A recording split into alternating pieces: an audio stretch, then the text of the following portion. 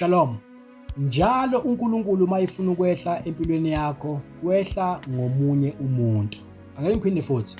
Njalo uNkulunkulu uma efuna ukwehla empilweni yakho, wehla ngomunye umuntu.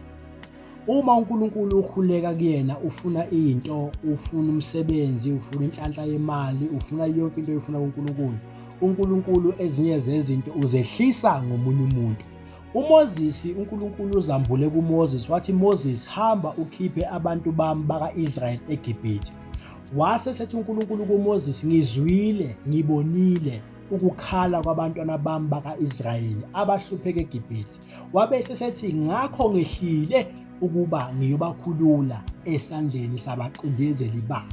Lento ithini na? Lento ithi uma ngesikhathi uNkulunkulu ezwa abantwana baka-Israyeli bekhala eGibhithe, wezwa ukukhala kwabo, wabona nezinhlupheko zabo, wabese esedecide ukuthi athume uMoses. Ngamanye amazwi, uNkulunkulu wayefuna ukwehla ngoMoses ngoba wayengafuni bembone ngamehlo. Abakaze bambone ngamehlo uNkulunkulu abantwana baka-Israyeli, kodwa uMoses uNkulunkulu wayehle ngaye. Kunabantu empilweni yakho uNkulunkulu abathumayo ukuthi bezokusiza ngoba esekubonile ukuthi usuhlupheke kakhulu, kodwa uyahluleka ukubabona.